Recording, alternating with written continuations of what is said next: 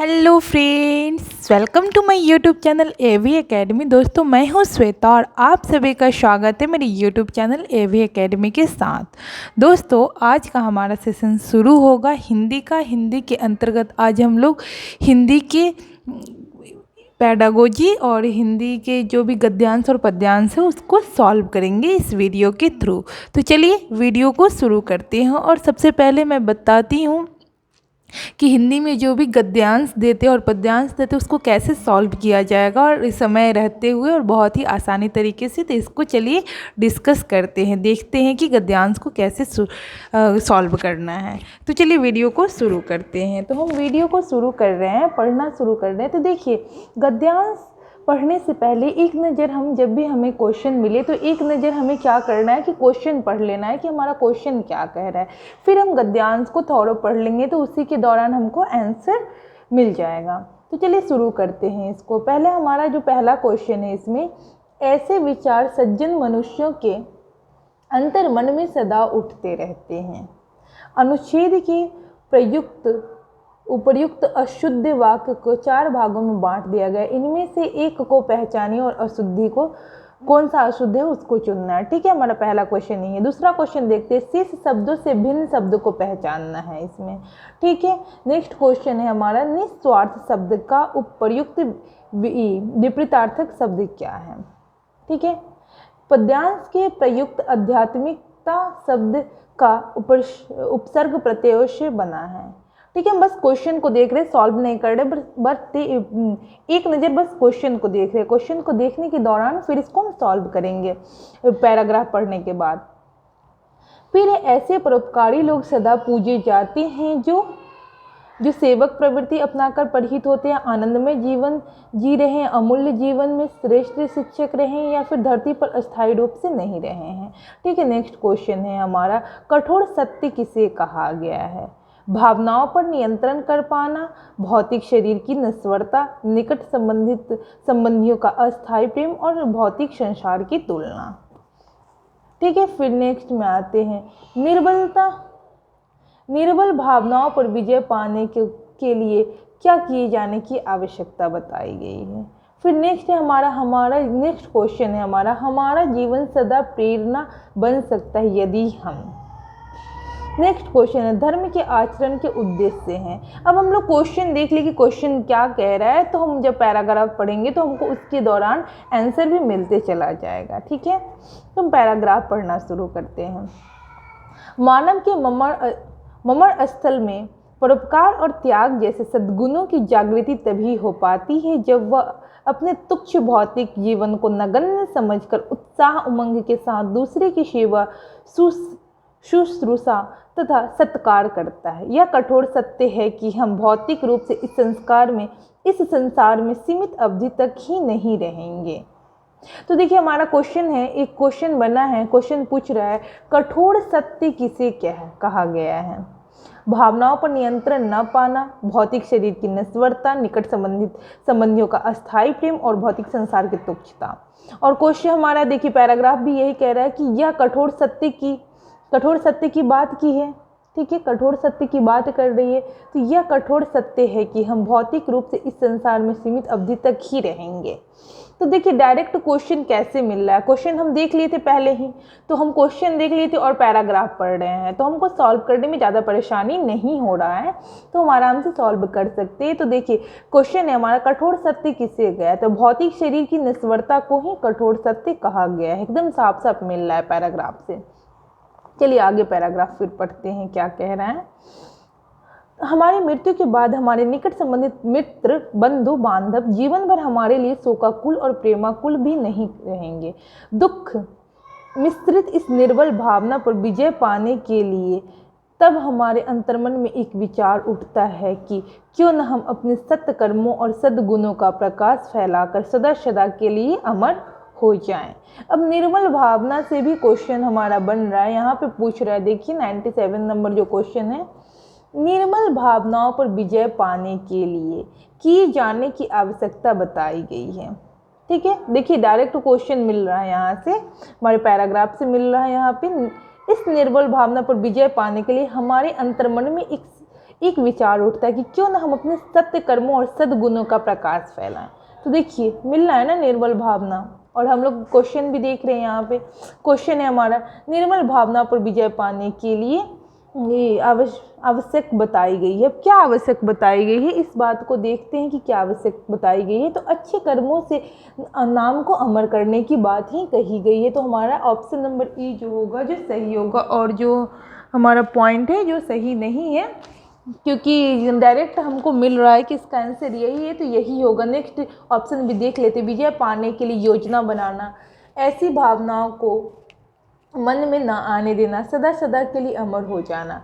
तो हमारा question paragraph में साफ साफ लिखा है कि निर्बल भावना पर विजय पाने के लिए क्या आवश्यक है, तो अच्छे कर्मों से नाम कर पाना। तो देखिए ये भी हमारा सॉल्व हो गया बहुत ही आसानी से। तो इसी तरह से आप पैराग्राफ को बहुत ही आसानी तरीके से और बहुत ही जल्दी में आराम से सॉल्व कर सकते हैं, कोई दिक्कत नहीं होगा इसमें।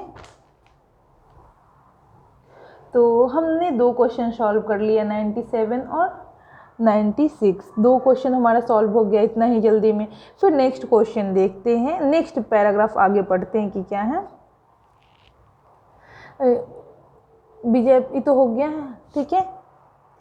तो हमारे अंतर मन में एक विचार उठता है कि क्यों ना हम अपने सत्कर्मों और सद्गुणों का प्रकाश फैलाकर सदा सदा के लिए अमर हो जाएं।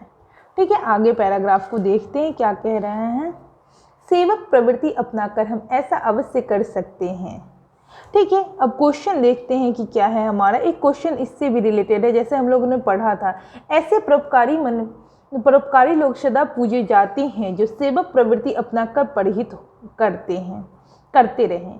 तो देखिए हम लोगों ने पढ़ा, हम लोग पैराग्राफ पढ़ लिए थे, ये देख लिए थे कि क्वेश्चन क्या कह रहा है। तो हमारा इसका आंसर यही होगा, क्योंकि देखिए पैराग्राफ में साफ साफ दिया गया है कि सेवक प्रवृत्ति अपनाकर हम ऐसा अवश्य कर सकते हैं कि अपने निस्वार्थ व्यक्तित्व और परहित के कर्मों के बल पर हम हमेशा के लिए मानवीय जीवन हेतु उत्प्रेरणा बनकर अनुपम मनुष्य के जीवन को सद्गति प्रदान कर सकते हैं। प्रदान करने के लिए क्या कहते हैं, सद्गति प्रदान कर सकते हैं। तो देखिए हमको डायरेक्ट मिल रहा है यहाँ से ऑप्शन, इसका हमारा क्वेश्चन नंबर जो ये है 95 है कि ऐसे परोपकार लोग सदा पूजे जाते हैं जो सेवक प्रवृत्ति अपनाकर परिहित करते हैं। तो ऑप्शन नंबर 95 का ए हमारा सही होगा ये चीज़। तो ये हमारा सही हो गया। ठीक है, तो ऐसे करके हमने 3 क्वेश्चन को सॉल्व कर लिया। आगे पैराग्राफ को फिर से पढ़ते हैं। तो परिहित हम लोगों ने यहाँ तक पढ़ लिया था। फिर है इसी में है कि अपने निस्वार्थ व्यक्तित्व और परिहित कर्मों के बल पर हम हमेशा के लिए मानवीय जीवन हेतु उत्प्रेरणा बन सकते हैं। देखिए क्वेश्चन हमारा डायरेक्ट यहाँ से पूछ रहा है कि हमारा जीवन सदा के लिए प्रेरणा बन सकता है यदि क्या है, निस्वार्थ भाव से परोपकार करें। तो हमारा ये भी क्वेश्चन सही हो गया। 98 का हमारा ऑप्शन नंबर ए ही सही होगा, क्योंकि देखिए हमको डायरेक्ट ऑप्शन से मिल रहा है क्वेश्चन कि मतलब पैराग्राफ से मिल रहा है क्वेश्चन, अपने निस्वार्थ व्यक्तित्व और परहित कर्मों के बल पर हम हमेशा के लिए मानवीय जीवन हेतु उत्प्रेरणा बन सकते हैं। तो यही क्वेश्चन पूछ रहा है ना हमसे कि अब हमारा जीवन सदा प्रेरणा बन सकता है यदि हम निस्वार्थ भाव से परोपकार करें। तो ये सही हो गया। नेक्स्ट ऑप्शन को भी देख लेते, सेवक प्रवृत्ति का प्रचार प्रसार करके। तो ऐसा करके हम प्रेरणा कैसे बन सकते हैं, परहित एवं परोपकार करके, पर सेवा को सबको प्रेरित करके। तो जो हमारा पैराग्राफ में ऑप्शन दे रहा है और जो पैराग्राफ कह रहा है उसी को मानना है। तो पैराग्राफ हमारे यही कह रहा है। पैराग्राफ का मतलब ही यही होता है कि जो पैराग्राफ में दिया है उसी से रिलेटेड क्वेश्चन पूछता है और उसका आंसर भी उसी में रहता है। बस अच्छे से अगर आप पैराग्राफ पढ़िए तो आपका क्वेश्चन आराम से सही होगा और बहुत ही आसानी तरीके से सॉल्व कर सकते हो। तो पैराग्राफ लंबा रहता है तो इसको देखकर घबराना नहीं है। और एक और चीज़ बता दें कि पैराग्राफ पढ़ने में थोड़ा सा टाइम लगता है, तो अगर आप लोग प्रैक्टिस जितना ज़्यादा पैराग्राफ का कीजिएगा उतना ही सही होगा, तो आपको ज़्यादा टाइम नहीं लगेगा। ठीक है, तो हम क्वेश्चन देख लिए। नेक्स्ट और आगे बढ़ते हैं कि कहाँ थे हम लोग। हम निस्वार्थ व्यक्तित्व वाले तो पढ़ लिए थे। अनुपम मनुष्य से जीवन को सद्गति प्रदान करने के लिए यह विचार नया नहीं है। ऐसा विचार सज्जन मनुष्य के अंतर्मन में सदा उठते हैं। इन्हें अपनाकर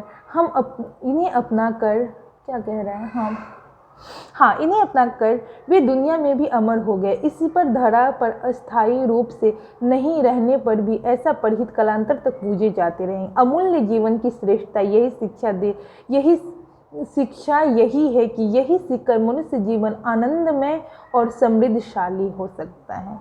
यदि इस प्रकार मनुष्य जीवन उन्नत होता तो यह संपूर्ण संसार स्वर्गिक विस्तार ग्रहण कर लेगा। किसी भी मानव को आध्यात्मिकता का तो अंतिम ज्ञान मिलेगा, वह भी यही शिक्षा देगा कि धर्म कर्म कर उद्देश्य सत्कर्म सद्गुणों की ज्योति फैलाना ही है। तो ज्योति फैलाना ही है। देखिए हमारा क्वेश्चन डायरेक्ट मिल रहा है यहाँ से, धर्म का आचरण का उद्देश्य क्या है? तो अच्छे कर्मों और अच्छे गुणों का प्रचार प्रसार, मतलब ये अच्छे कर्मों और अच्छे गुणों का प्रकाश फैलाना ही हमारा आंसर होगा इसका, क्योंकि हमारे पैराग्राफ में देखिए ना डायरेक्ट दे रहा है ना, धर्म कर्म का उद्देश्य सत्य कर्मों और सद्गुणों का ज्योति फैलाना। तो हो गया, इसको भी सॉल्व कर लिए हम लोग। अब चलिए क्वेश्चन देखते हैं। तो ये हमारा हो गया, पैराग्राफ से जितना भी क्वेश्चन था हो गया। अब इससे ना पैराग्राफ में क्या करता है कि व्याकरण से भी रिलेटेड कुछ क्वेश्चन को पूछता है। तो देखते हैं हम सबसे पहले जो क्वेश्चन बच गया हमारा पैराग्राफ का। ऐसे विचार सज्जन मनुष्य के अंतर्मन में सदा उठते रहते हैं। अनुच्छेद में प्रयुक्त उपर्युक्त अशुद्ध वाक्यों को 4 भागों में बांटिए और जिनमें से एक पहचानिए जिनमें अशुद्धियां हैं। तो ऐसे विचार सज्जन मनुष्यों के अंतर्मन में सदा उठते रहते हैं। हमारा जवाब होगा इसमें ऑप्शन नंबर ए, ख, यानी कि सज्जन मनुष्यों नहीं होकर मनुष्य के अंतर्मन में सदा उठते रहते हैं। चलिए हमारा सही हो गया। शेष शब्दों से भिन्न शब्द को पहचानना है। शेष से भिन्न शब्द क्या है? सत्कर्म, सद्गुण, सत्यवादी और सद्य गति। तो हमारा ऑप्शन क्या सही होगा क्वेश्चन नंबर 92 का? तो हमारा ऑप्शन इसका होगा ऑप्शन नंबर सी, सत्यवादी। क्यों सही होगा इसको समझते हैं। देखिए, तो सत्यवादी शब्द में शेष शब्दों के अतिरिक्त सत्य उपसर्ग का प्रयोग नहीं, मतलब इसमें सत्य उपसर्ग का प्रयोग नहीं हो रहा, इसीलिए हमारा सत्यवादी सही है। चलिए आगे देखते हैं, क्योंकि बाद बाकी जो भी शब्द है इसमें सत्य उपसर्ग का प्रयोग किया जा रहा है। निस्वार्थ शब्द का प्रयुक्त विपरीतार्थक शब्द है, क्या है?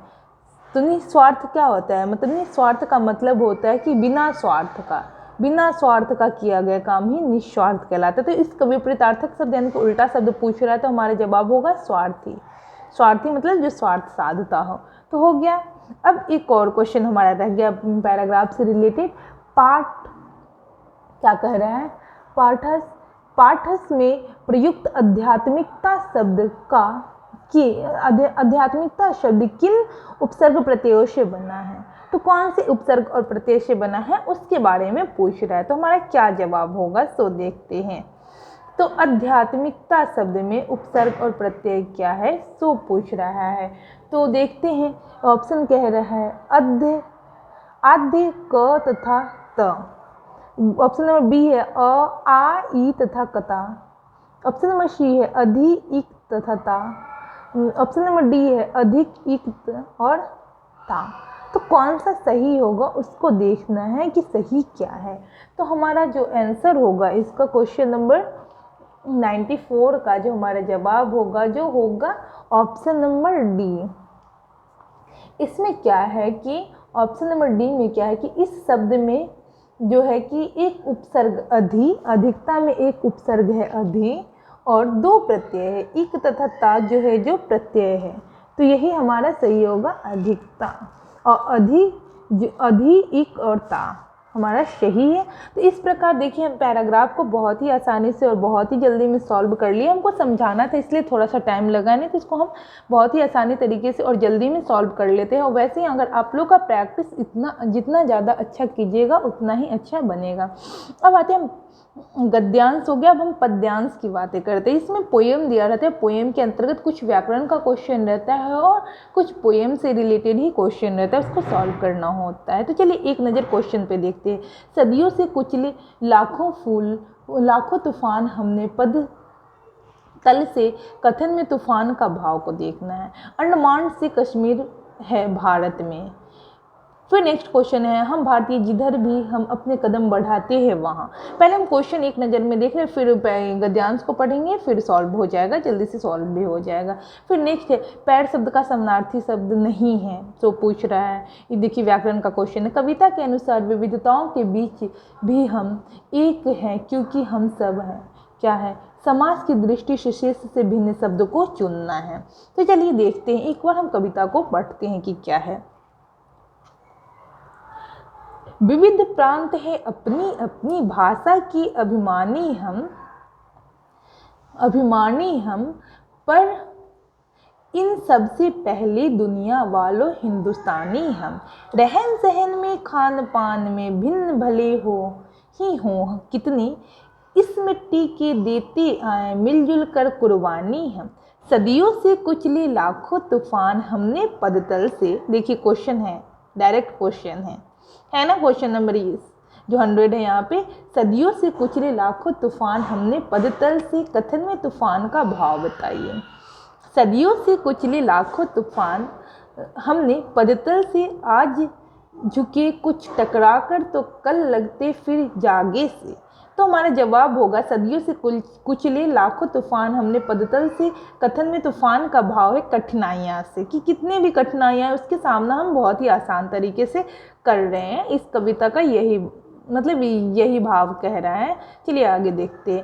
अंडमान से कश्मीर भले ही दूर दिखाई दे कितना। डायरेक्ट क्वेश्चन है, अंडमान से कश्मीर है भारत में, दूरस्थ राज, क्रांतिकारी राज, निकटस्थ राज और बलिदानी राज। तो दूरस्थ राज होगा, क्योंकि डायरेक्ट देखिए साफ साफ आंसर दिखा रहा है यहाँ पे, अंडमान से कश्मीर भले ही दूर दिखाई दे कितना। ठीक है, पर हर प्रांत जुड़ा है अपना अगणित कोमल धागों से, जिस ओर बढ़ाए पग हमने हो गई उधर भू नव मंगल। अब यहाँ से भी क्वेश्चन पूछ रहे हैं, हम भारतीय जिधर भी अपने कदम बढ़ाए वहाँ देश स्वतंत्र हो गया, क्रांति हो गई, शुभ कार्य हो गया और शांति हो गई। तो ऑप्शन नंबर सी जो होगा हमारा ये सही है कि शुभ हो गई, क्योंकि देखिए ना क्या कह रहा है, जिस ओर बढ़ाए पग हमने हो गई उधर भू मंगल। तो ऐसे करके हम 3 क्वेश्चन सॉल्व कर लिए पद्यांश पढ़ते पढ़ते। आज़ाद वतन के बासिंदे हर चरण हमारा बादल। चलिए अब हम पद्यांश पढ़ लिए हैं, 3 क्वेश्चन सॉल्व हो गया। नेक्स्ट क्वेश्चन देखते हैं हमारा क्या कह रहा है। पैर शब्द का समानार्थी शब्द नहीं, यानी कि इसका समानार्थी शब्द नहीं है, सो बताना है। तो पद, चरण, पग सबका तीनों का अर्थ होता है पैर, तो नव मतलब नया होता है, तो यही हमारा आंसर होगा। क्वेश्चन देखिए हमसे निगेटिव पूछ रहा है, आप लोग देखिए, अगर नहीं देखेंगे तो पद लगा कर आराम से चले आइएगा और दूसरा ऑप्शन भी नहीं देखिएगा। तो ऐसी गलती नहीं करना है, पूरा क्वेश्चन को अच्छे से पढ़ना है। तो पद पैर शब्द का समानार्थी नहीं है, तो क्या नहीं है, तो नव है जो नहीं है। कविता के अनुसार विविधताओं के बीच भी हम एक हैं क्योंकि हम सब पहले क्या हैं, भारतीय, स्वतंत्र है, स्वाभिमानी और वीर बहादुर है। तो भारतीय हैं, देखिए ना कविता में साफ साफ कह रहा है, यहाँ पे क्या कह रहा है, विविध प्रांत है अपनी अपनी भाषा के अभिमानी हम, पर इन सबसे पहले दुनिया वालों हिंदुस्तानी हम। ठीक है, डायरेक्ट आंसर मिल रहा है हमारा। चलिए नेक्स्ट क्वेश्चन हम देखते हैं। समास की दृष्टि से शेष से भिन्न पद हैं, क्या है, खान पान, मिलना जुलना, रहन सहन और अपनी अपनी। तो हमारा क्या जवाब होगा समास से भिन्न? तो हमारा ऑप्शन नंबर जो सी है, ऑप्शन नंबर जो डी है वही आंसर होगा इसका। क्या है, ऑप्शन नंबर डी कह रहे हैं। हमारा क्वेश्चन क्या पूछ रहा है, समास की दृष्टि से भिन्न पद क्या है। तो आप लोग सोचिए क्या होगा, खान पान होगा, मिलना जुलना होगा, रहन सहन होगा, या फिर अपनी अपनी होगी, थोड़ा सा सोचिए।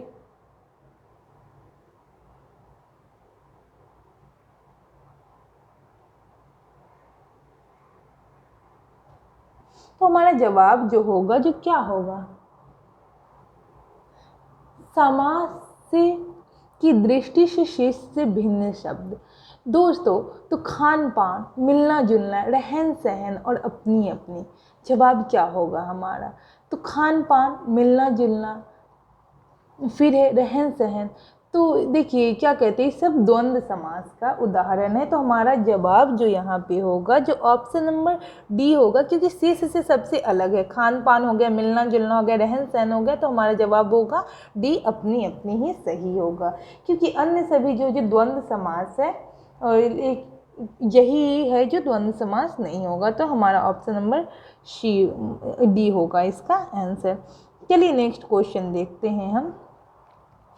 अब हम लोग पैडागोजी सॉल्व करेंगे, हिंदी पैडागोजी का, क्योंकि हम लोगों ने गद्यांश और पद्यांश को बहुत ही अच्छे तरीके से आप लोग समझ लिए। ऐसे ही सॉल्व करना है, आप लोग घबराइए नहीं और ऐसे ही सॉल्व कीजिएगा। चलिए हम क्वेश्चन को देखते हैं। प्राथमिक स्तर पर बच्चों की भाषा के आकलन पर सर्वाधिक महत्व किसे देंगे? प्रश्नावली को, नेक्स्ट है लिखित परीक्षा को, पोर्टफोलियो को और जांच सूची को। तो हम पोर्टफोलियो को देंगे, क्योंकि देखिए पोर्टफोलियो में क्या होता है कि बच्चों की जो डाटा है उसका संग्रह किया जाता है। तो डाटा का संग्रह बहुत ही मतलब पोर्टफोलियो जो है, जो कि क्या कह रहा है क्वेश्चन, हाँ पोर्टफोलियो जो है जो भाषा का आकलन के लिए सबसे अच्छा माना जाता है। तो जवाब हमारा पोर्टफोलियो ही होगा। इसमें बच्चों का जो डाटा का संग्रह है, प्रथम दिन से लेकर अंतिम दिन का संग्रह किया जाता है। जो भी आंकड़ा है बच्चों का, जो भी प्रगति हो रहा है, जो भी कार्य हो रहा है, सबकी एक रिकॉर्ड रखा जाता है, उसी को पोर्टफोलियो कहते हैं। तो पोर्टफोलियो ही है जो आकलन के लिए सबसे अच्छा माना जाएगा। नेक्स्ट है पढ़ने की क्रिया में सर्वाधिक महत्वपूर्ण है अर्थ, प्रवाह, अक्षर ज्ञान और गति। तो क्या जवाब होगा बताइए आप लोग? तो हमारा जवाब होगा अर्थ, क्योंकि पढ़ने की प्रक्रिया में सबसे महत्वपूर्ण चीज़ हमारा अर्थ ही होगा। चलिए देखते हैं नेक्स्ट क्वेश्चन। बच्चों को लिखना सिखाने में सबसे अधिक महत्वपूर्ण है वर्तनी की शुद्धता, काव्यात्मक भाषा, सुंदर लेखन, विचारों की अभिव्यक्ति। तो लिखना सीखने के लिए क्या जरूरी है? तो हमारा जरूरी है, क्या जरूरी होगा? तो ऑप्शन नंबर डी जो होगा, विचारों की अभिव्यक्ति, यही सही है। क्योंकि लिखना सिखाना है, तो लिखना सीखने के लिए क्या आवश्यक है? वर्तनी की शुद्धता, काव्यात्मक भाषा, सुंदर लेखन या विचारों की अभिव्यक्ति। तो विचारों की अभिव्यक्ति ज़्यादा जरूरी है ना इस चारों ऑप्शन में से, तो यही सही होगा। ठीक है, नेक्स्ट देखते हैं। प्राथमिक स्तर पर बच्चों के लिए पाठ्य पुस्तक का निर्माण पर सर्वाधिक महत्वपूर्ण किसे मानते हैं? भाषा के विविध गद्य साहित्य को, भाषा के विभिन्न रंगतों को, प्रसिद्ध लेखक को, प्रसिद्ध रचनाएं को। क्वेश्चन क्या कह रहा है कि महत्वपूर्ण प्राथमिक स्तर पर पाठ्य पुस्तक निर्माण में सबसे महत्वपूर्ण किसे माना गया है? तो भाषा की विभिन्न रंगतों को न माना जाएगा सबसे महत्वपूर्ण। चलिए आगे देखते हैं। बहुभाषिक कक्षा में मातृभाषा प्रयोग को स्वीकार करना चाहिए, अनदेखा कर देना चाहिए, अस्वीकार करना चाहिए, अधिक महत्व नहीं दिया जाना चाहिए। तो ऑप्शन नंबर ए हमारा सही होगा, क्योंकि बहुभाषिक कक्षा में ठीक है अलग अलग क्षेत्र से लोग आएंगे, अलग अलग भाषा होगी, लेकिन सबको हम स्वीकार करेंगे, तो स्वीकार किया जाना चाहिए। भाषा सीखने सिखाने में सर्वाधिक महत्वपूर्ण है क्या है? भाषा का समृद्ध परिवेश, अभिभावकों का साक्षर होना, संचार माध्यमों का प्रयोग, भाषा शिक्षक का भाषा प्रयोग। तो जवाब हमारा ये सही होगा, भाषा का समृद्ध परिवेश ही भाषा सीखने सिखाने में महत्वपूर्ण है। क्योंकि समृद्ध परिवेश, बच्चों के अनुकूल एक समृद्ध माहौल मिले, समृद्ध परिवेश मिले, तो बच्चा ज़्यादा अच्छा सीखेगा ना, तो यही हमारा सही होगा। नेक्स्ट देखते हैं, भाषा कौशल के संबंध में कौन सा कथन सही नहीं है? देखिए नेगेटिव क्वेश्चन पूछ रहे हैं। भाषा कौशल का क्रम में अर्जित नहीं किए जा सकते। भाषा कौशल एक दूसरे को प्रभावित करते, तो सही बात है कि भाषा कौशल एक क्रम में अर्जित नहीं किए जा सकते हैं। ठीक है, भाषा कौशल एक दूसरे को प्रभावित करते, तो भाषा कौशल तो एक दूसरे को प्रभावित करते ही हैं, सही भी सही है। नेक्स्ट देखते हैं क्या कह रहा है। भाषा कौशल एक क्रम में ही अर्जित किए जाते, तो यही हमारा गलत होगा, निगेटिव आंसर होगा, क्योंकि भाषा कौशल एक क्रम में नहीं अर्जित किए जाते। शुभोपल्ली की बात करना है तो सुनना और बोलना, ये दोनों जो होता है जो एक क्रम से चलता है। लेकिन शुभोपल्ली सुनना, बोलना और लिखना पढ़ना, तो बहुत बच्चे पहले लिखना शुरू करते हैं और बहुत बच्चे पहले पढ़ना भी शुरू करते हैं। तो ये जरूरी नहीं है कि भाषा जो है भाषा कौशल एक क्रम में ही अर्जित की जाए। ठीक है, तो हमारा यही सही होगा। भाषा कौशल एक दूसरे से संबंधित है, तो हमारा 112 का जो आंसर होगा जो यही ऑप्शन नंबर सी सही होगा। नेक्स्ट देखते हैं, बच्चों के भाषा प्रयोग में होने वाली त्रुटियों के संबंध में कौन सा कथन उचित नहीं है? त्रुटियों का अर्थ है भाषा ज्ञानता, त्रुटियों का अर्थ नहीं है शिक्षक में कमी, त्रुटियां सीखने की प्रक्रिया में एक पड़ाव है। त्रुटियां बच्चों के मदद का मार्ग तय करती है। तो हमारा जवाब जो होगा जो ए सही होगा, क्योंकि हमारा फिर से निगेटिव क्वेश्चन पूछ रहा है। क्या पूछ रहा है? तो पूछ क्या रहा है कि बच्चों के भाषा प्रयोग में होने वाली त्रुटियों के संबंध में कौन सा कथन उचित नहीं है। तो त्रुटियों का अर्थ है भाषा अज्ञानता। तो क्या त्रुटियों का अर्थ भाषा अज्ञानता होगा? जी नहीं, लेकिन हमसे निगेटिव क्वेश्चन पूछ रहा है तो जवाब भी हमारा निगेटिव होगा, इसीलिए ऑप्शन नंबर ए सही है। यहाँ पे क्वेश्चन के मुताबिक निम्नलिखित में से कौन सा प्रश्न बच्चों के भाषा आकलन की दृष्टि से सर्वाधिक उपयोगी है? ईदगाह कहानी को अपनी भाषा में सुनाइए। Option number A. Option number B, Idgah कहानी के मुख्य घटनाएं बताइए। ऑप्शन नंबर सी, ईदगाह कहानी के मुख्य पात्र का नाम बताइए। ऑप्शन नंबर डी, ईदगाह कहानी में हामिद ने क्या खरीदा। तो हमारा ऑप्शन नंबर ए सही होगा, ईदगाह कहानी को अपनी भाषा में सुनाइए, ताकि बच्चों की भाषाई आकलन की दृष्टि से सर्वाधिक उपयोगी है। तो बच्चे की भाषाई विकास इससे ज़्यादा होगी और इसका आकलन सही तरीके से किया जा सकता है, क्योंकि कहानी को अगर बच्चे अपने तरीके से सुनाते हैं तब। तो यही जवाब सही है हमारा। नेक्स्ट क्वेश्चन देखते हैं। बच्चों में भाषा सीखने की क्षमता बिल्कुल भी नहीं होती, अर्जित की जाती, जन्मजात होती, अनुकरणीय होती है।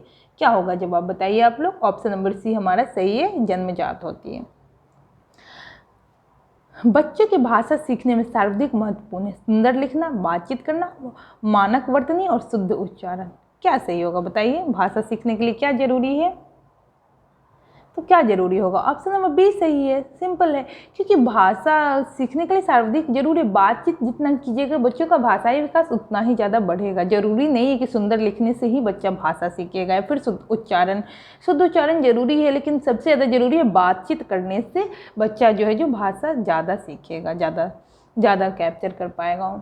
चलिए नेक्स्ट देखते हैं। प्राथमिक स्तर पर भाषा सीखने सिखाने का अर्थ है भाषा का प्रभावी प्रयोग, आलंकारिक भाषा का प्रयोग, वर्णमाला का सीखना, साहित्य की रचना करना। तो क्या होगा जवाब हमारा? ऑप्शन नंबर ए सही है, क्योंकि भाषा का प्रभावी प्रयोग ही ज़्यादा सही है। प्राथमिक स्तर पर भाषा सीखने के लिए क्या जरूरी है? बच्चों को प्रभावी प्रयोग करवाना, भाषा का जो प्रभावी प्रयोग है वो ज़्यादा जरूरी है, यही सही होगा। नेक्स्ट क्वेश्चन देखते हैं। बच्चे सामाजिक अंतक्रिया में भाषा सीखते हैं, विचार किसका? स्किनर, पावलोव, जीन पियाजे और ऑप्शन नंबर डी वाइगोत्स्की। तो वाइगोत्स्की का, जहाँ भी सामाजिक अंतक्रिया की बात आती है तो इसका जवाब हमारा वाइगोत्स्की ही होता है। तो ऑप्शन नंबर क्या सही होगा? सो बताइए। ऑप्शन नंबर डी सही है, बस सिंपल, वाइगोत्स्की हैं। अब नेक्स्ट क्वेश्चन देखते हैं। प्राथमिक स्तर के बच्चों के भाषा विकास की दृष्टि से सर्वाधिक महत्वपूर्ण है पत्रिका, बाल साहित्य, पाठ्यपुस्तक, समाचार पत्र। तो हमारा बाल साहित्य जो है जो ज़्यादा जरूरी, प्राथमिक स्तर के बच्चों के भाषा विकास की दृष्टि से क्या आवश्यक है? तो बाल साहित्य आवश्यक है। प्राथमिक स्तर का बच्चा है ना, 1 to 5 का बच्चा है, इसलिए। तो भाषा सीखने और भाषा अर्जित करने में मुख्य अंतर का आधार है भाषा परिवेश, साक्षरता, पाठ्य सामग्री और भाषा आकलन। तो हमारा जवाब होगा भाषा परिवेश। दोस्तों, तो यहाँ पर हमने हिंदी के टोटल 30 क्वेश्चन को सॉल्व करवाया, जिसमें गद्यांश, पद्यांश और पैडागोजी सबको सॉल्व करवाया है। तो उम्मीद करती हूँ कि हमारा ये सेशन आपको बहुत ही ज़्यादा हेल्प करेगा और बहुत ही ज़्यादा हेल्पफुल होगा। तो चलिए, आप लोग पूरी वीडियो को अंत तक देखिए और कहीं भी समस्या लगे तो आप कमेंट सेक्शन में कमेंट करना ज़रूर कीजिएगा। उम्मीद करती हूँ कि हमारा ये क्लास आपको बहुत ही ज़्यादा पसंद आया होगा। Thanks for watching my video.